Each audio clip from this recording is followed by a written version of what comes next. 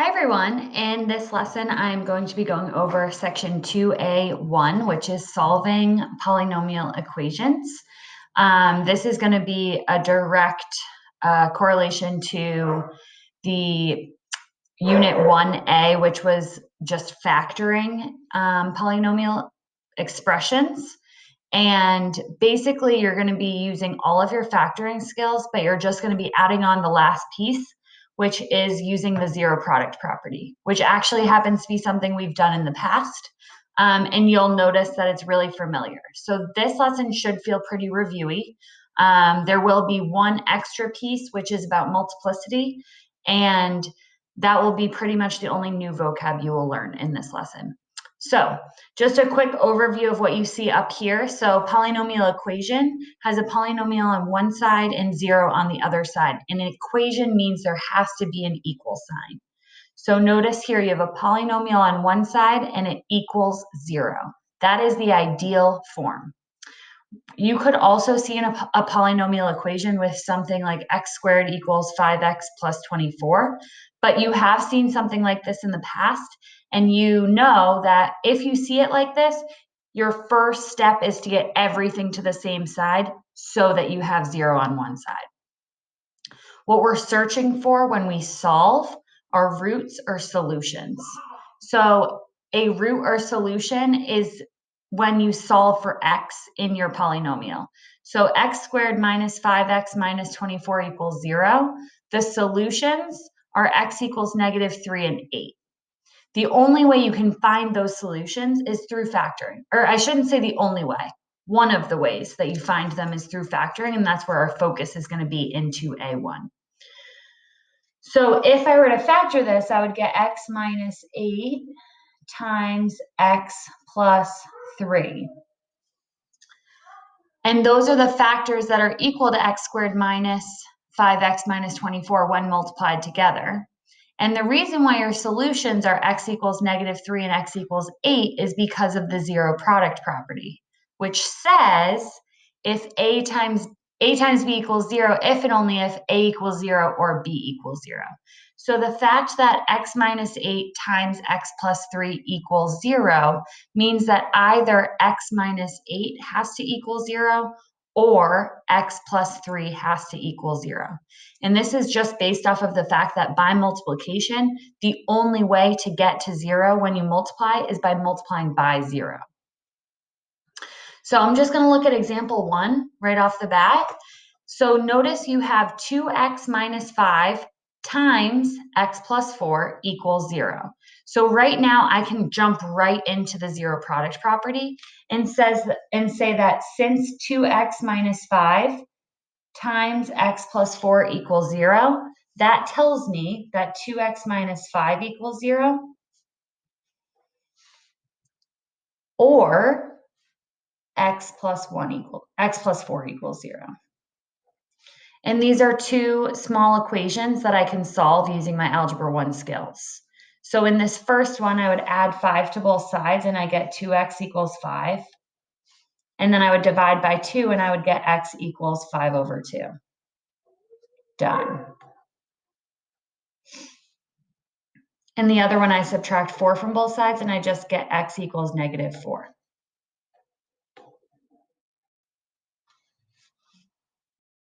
So those are my two solutions. So I have two solutions, both of them solved using the zero product property. Now you can kind of link this back to this x minus 8x plus 3 and see how these solutions came to be. If x minus 8 equals 0, you add 8 to both sides, you get x equals 8. And if x plus 3 equals 0, you subtract 3 from both sides, and you would get x equals -3. So that's only when you're given it in factored form. So we need to know how to factor to get it into this form. So notice on example 2, you have 3x squared minus 2x equals 8. First of all, you do not have everything on the same side set equal to 0. So the first thing I need to do here is I need to subtract 8 from both sides. When I do that, I get 3x squared minus 2x minus 8 equals 0.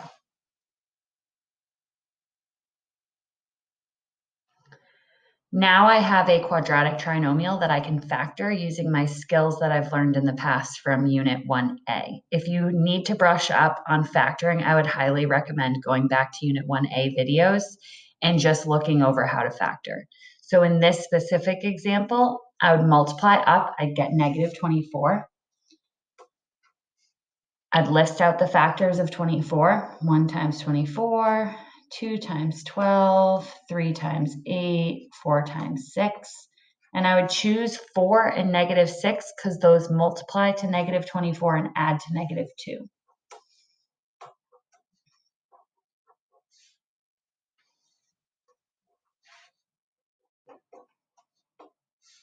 Now I'm going to factor out x from the front, and I'm left with 3x plus 4. Factor out negative 2 from the back, and I'm left with 3x plus 4. And so I have factored form of x minus 2 and 3x plus 4. You might notice I forgot all about that equals 0 because I was factoring. That is still important because now I have it in factored form and I have this factor times this factor equals 0. So now I know I can set those factors equal to 0. So I have x minus 2 equals 0. And if I add 2 to both sides, I see x equals 2.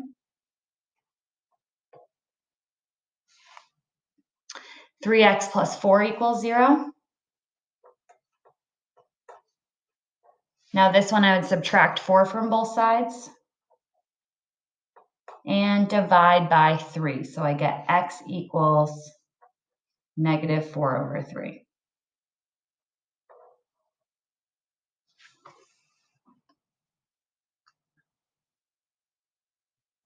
I'm going to do one more example on this page, and then I'm going to flip forward to my next page.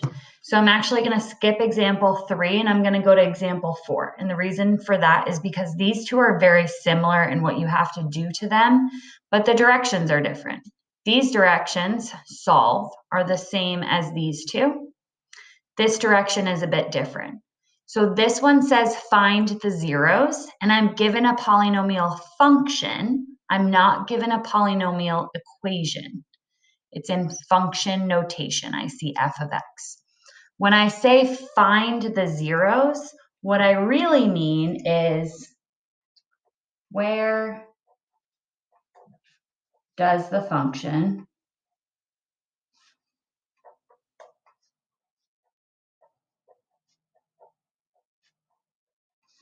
equal 0?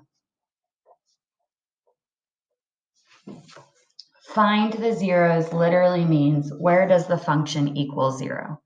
If I want to know where the function equals 0, I'm going to set the function equal to 0. So basically what I do is I take f of x and I switch it out for 0 because I'm saying, okay, where does the function equal 0? 0 equals, and I just rewrite the function.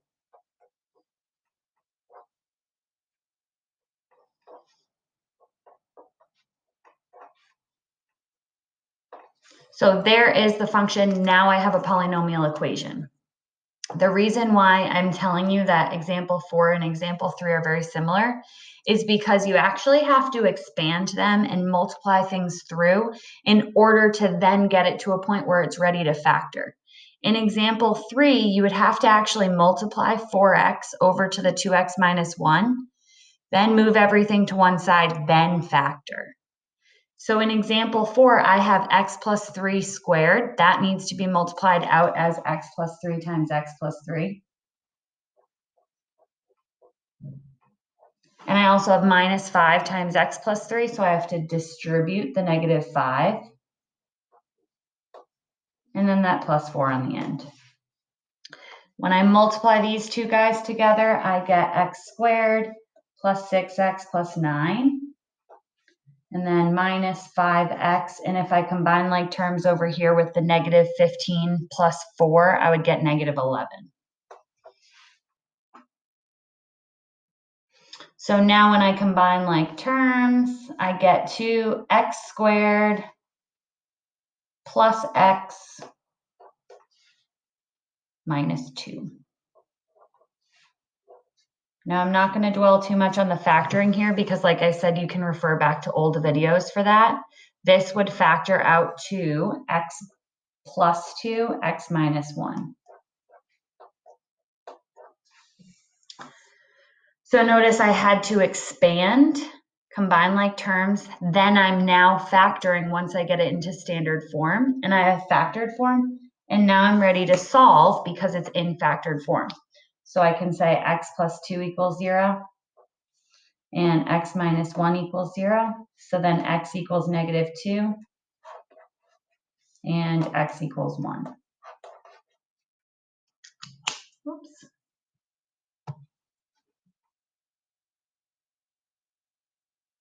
So this is all factor and solve. In some cases, you have to simplify, then factor, then solve. But essentially, every time you're looking to get it into factored form. And then use the zero product property. So if I flip over to the next page, you're looking at a new vocab word, which is multiplicity. You're also looking at a couple of other words, which are double zero and double root. So what multiplicity and double root, double zero tell you is when a factor or when a root appears more than once. So I'm just going to give you a random example. Let's say I ended up with x minus 1 times x minus 1. Every time you guys factor and get that, you say, wait, but couldn't I also write that as x minus 1 squared? And I say, absolutely, x minus 1 squared. Now, what that shows you is that you have two of the exact same factor, two of the same. They're not different. The signs are the exact same. So if you were to solve that in factored form and set it equal to 0, you would get x equals 1. Then you do the other one and you get x equals 1 again. So you're getting the same answer twice. So since you're getting the same answer twice, that tells you that x equals 1, because that would be your answer, is a double zero or a double root. Is a double root. You can find if something's a double root if the factor is squared. You can find if it appears twice. Both of those are good tells to see if something is a double root. So multiplicity essentially says something similar to something being a double root, but multiplicity offers you can have multiplicity of 3, 4, 5, 6. So in the same way that you could say x equals 1 is a double root, you could also say x equals 1 has a multiplicity of 2.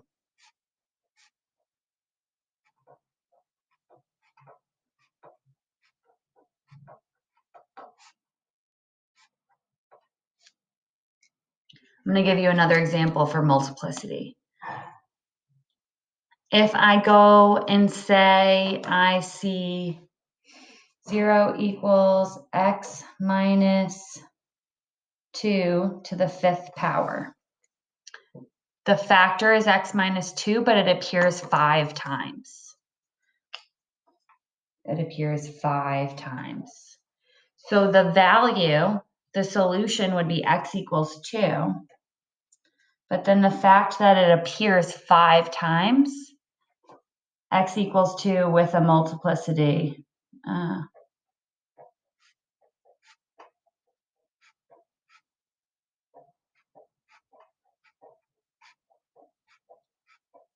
of 5. So exponents are really good giveaways that you have multiplicity. All right, I am going to end with example 6, and then you can feel free to ask questions in another way. So example 6, find the zeros, f of x equals x to the 4th plus x cubed. I want to do this one because it's a little different. Find the zeros means I am finding out where the function equals 0. But when I factor this one, it's not the same as the other factoring problems. I have a binomial, 2 terms, and there's just a GCF I need to take out. The GCF would be x cubed, and I'd be left with x plus 1. X plus 1 is a singular root, so in this case, I would have x plus 1 equals 0. So then x equals negative 1. But x cubed tells me that x equals 0. But this cubed says it has a multiplicity of 3. Another way you can think about that, if you're having a hard time seeing how x cubed means multiplicity of 3 on x equals 0, think about the fact that x cubed actually means x times x times x. So you have 3 of the same factor there. The exponent on the x tells you there's 3 there. So that's where you're getting that multiplicity from. So again, just short recap. You're factoring. You have to make sure everything's on the same side. If it's in factored form, you just set things equal to 0. The factor is equal to 0. If it's not in factored form, you might need to expand and then factor. And if you get the same answer multiple times, that indicates some sort of multiplicity. So I hope this was helpful. That is 2A1.